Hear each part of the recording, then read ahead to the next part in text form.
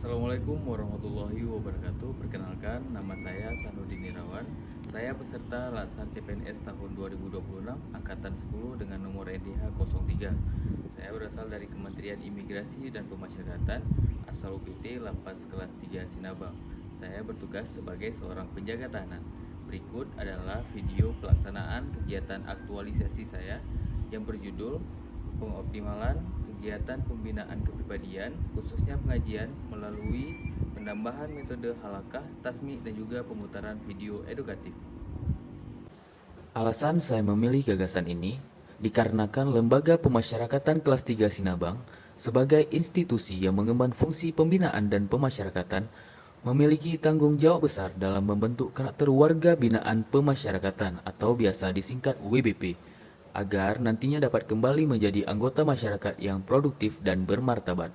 Salah satu pilar utama dalam proses pembinaan tersebut adalah pembinaan kepribadian, khususnya melalui pendekatan keagamaan, terutama pengajian. Namun demikian, dalam pelaksanaannya, kegiatan pembinaan kepribadian di Lapas Kelas 3 Sinabang masih menghadapi tantangan yang cukup mendasar, yaitu metode pembinaan yang monoton dan kurang menarik. Kegiatan yang bersifat rutinitas tanpa variasi media maupun pendekatan cenderung menurunkan antusiasme dan partisipasi aktif WBP.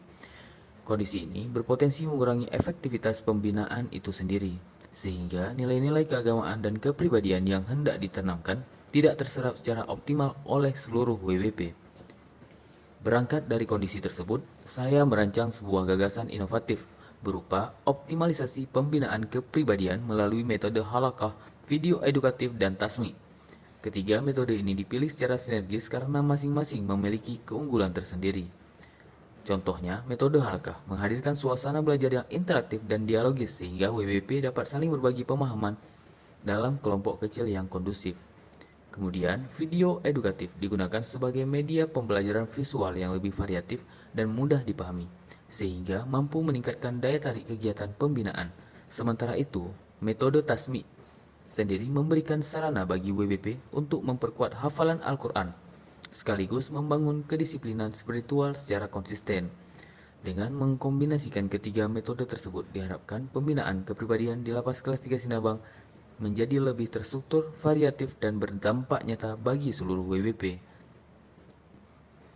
Adapun beberapa tahapan kegiatan yang saya lakukan, dimulai dari kegiatan 1, melakukan koordinasi dengan pimpinan dan petugas terkait pelaksanaan pembinaan kepribadian.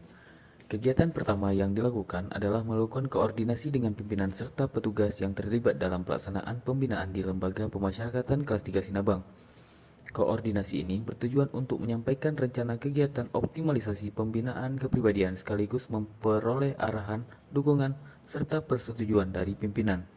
Selain itu, melalui koordinasi ini juga dilakukan pembagian peran dan tanggung jawab kepada petugas yang akan terlibat dalam pelaksanaan kegiatan pembinaan. Adapun tahap-tahapan yang dilakukan, yang pertama adalah menyiapkan bahan koordinasi, kemudian mengumpulkan informasi terkait kondisi pembinaan kepribadian yang sedang berjalan, serta menyiapkan konsep rencana kegiatan optimalisasi pembinaan kepribadian yang akan dilaksanakan.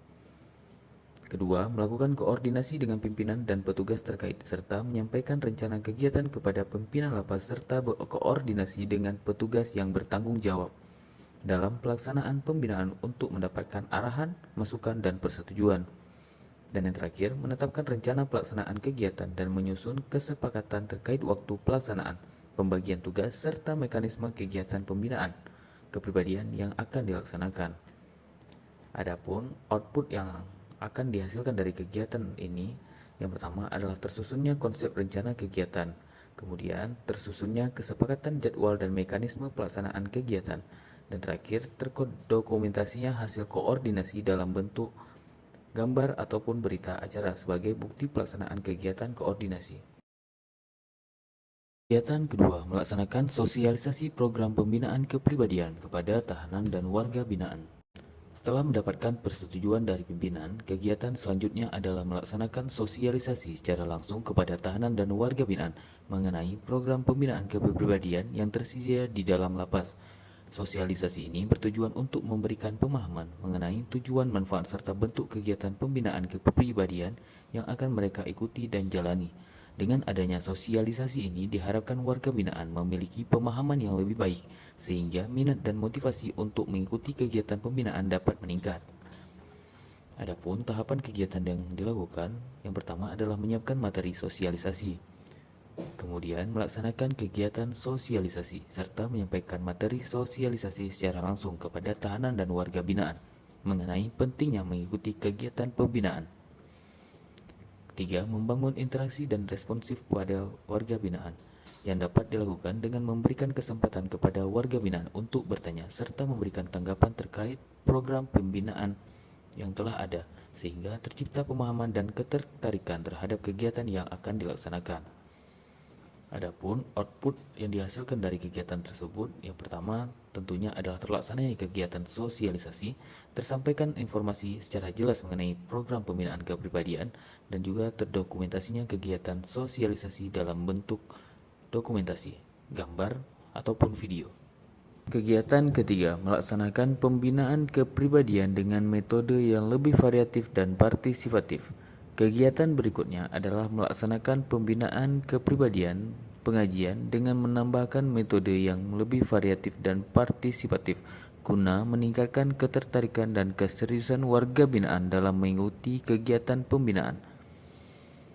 Selain metode pembelajaran yang telah berjalan seperti pengajian Iqra Al-Quran dan Kitab, metode yang akan ditambahkan antara lain diskusi kelompok halakah, pemutaran video edukatif dari penceramah nasional, serta kegiatan edukatif berupa setoran hafalan atau biasa disebut dengan tasmi yang menanamkan nilai-nilai moral, kedisiplinan, dan tanggung jawab.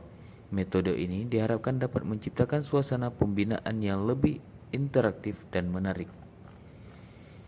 Adapun kegiatan ataupun tahapan kegiatan yang dilaksanakan, yang pertama adalah menyiapkan sarana dan metode pembinaan seperti menyiapkan bahan materi, media pembelajaran, serta mengatur pembagian kelompok untuk kegiatan diskusi. Kedua, melaksanakan kegiatan pembinaan dengan cara menjalankan metode pembinaan yang telah ada, serta menambahkan metode yang lebih variatif di tengah pembelajaran. Kemudian, mendorong partisipasi aktif warga binaan dengan mengajak warga binaan untuk aktif berdiskusi, berbagi pengalaman, serta mengarahkan agar mengikuti kegiatan pembinaan secara konsisten sehingga tercipta suasana pembinaan yang lebih interaktif. Adapun output dari kegiatan ketiga ini, yang pertama tentunya terlaksananya kegiatan pembinaan kepribadian dengan metode yang lebih variatif. Kedua, meningkatnya pemahaman warga binaan terhadap nilai-nilai keagamaan dan moral. Yang ketiga, terciptanya suasana pembinaan yang lebih kondusif, interaktif, dan menarik. Dan terakhir, terdokumentasinya kegiatan pembinaan kepribadian dalam bentuk gambar maupun video. Dari pelaksanaan 4 kegiatan tadi, maka terwujudnya ataupun terciptanya manfaat-manfaat. Yang pertama, manfaat untuk masyarakat. Dengan meningkatnya kualitas pembinaan tersebut, warga binaan diharapkan mampu mengalami perubahan sikap dan perilaku ke arah yang lebih positif, serta menjadi pribadi yang lebih religius, disiplin, memiliki kontrol diri yang baik, serta bertanggung jawab atas setiap tindakan yang dilakukan. Dampak yang diharapkan tidak hanya dirasakan selama berada di dalam lembaga pemasyarakatan, tetapi juga setelah warga binaan kembali ke tengah masyarakat. Mereka diharapkan mampu beradaptasi secara sosial, mematuhi norma hukum yang berlaku, serta berperan aktif sebagai anggota masyarakat yang produktif. Dengan demikian, kegiatan ini turut berkontribusi meningkatkan rasa aman di lingkungan masyarakat, serta mendukung terciptanya tatanan sosial yang lebih harmonis, tertib, dan berkelanjutan.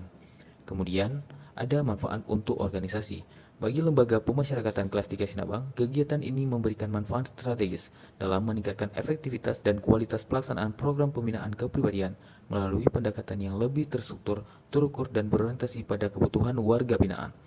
Pelaksanaan kegiatan ini juga mendorong optimalisasi peran petugas dalam memberikan pembinaan yang tidak hanya bersifat administratif, tetapi juga substantif dan berdampak nyata. Dampak yang diharapkan adalah terwujudnya sistem pembinaan yang lebih inovatif dan adaptif dan berkelanjutan. Dengan adanya pengembangan metode pembinaan yang lebih variatif, serta pemanfaatan sumber daya yang lebih optimal. Selain itu, kegiatan ini juga berkontribusi dalam memperkuat citra positif lembaga pemasyarakatan di mata masyarakat, serta mendukung tercapainya tujuan pemasyarakatan, yaitu membentuk warga binaan menjadi pribadi yang lebih baik, mandiri, dan siap kembali serta berintegrasi secara sehat di tengah masyarakat. Dan terakhir, tentunya ada manfaat bagi penulis. Rangkaian kegiatan ini menjadi wadah aktualisasi yang nyata bagi penulis dalam mengimplementasikan nilai-nilai dasar ASN berakhlak secara konsisten dalam pelaksanaan tugas sehari-hari. Melalui kegiatan ini pula, penulis tidak hanya memperoleh pengalaman praktis, tetapi juga mampu mengembangkan kompetensi teknis dan manajerial, meningkatkan profesionalisme serta mengasah kemampuan berpikir yang kritis dan adaptif dalam menghadapi berbagai dinamika di lingkungan kerja. Dampak yang diharapkan adalah terbentuknya pribadi yang lebih responsif, inovatif, dan berintegritas, yang mampu memberikan pelayanan publik secara optimal, berorientasi pada kebutuhan masyarakat, serta selaras dengan tujuan organisasi. Selain itu, kegiatan ini juga memperkuat kapasitas penulis dalam mengambil keputusan yang tepat, meningkatkan kepercayaan diri dalam menjalankan peran sebagai pelayan publik, serta mendorong kontribusi yang lebih nyata dan berkelanjutan dalam mendukung peningkatan kinerja unit kerja dan instansi secara keseluruhan. Demikian video pelaksanaan aktualisasi saya. Terima kasih atas perhatiannya. Wassalamualaikum warahmatullahi wabarakatuh.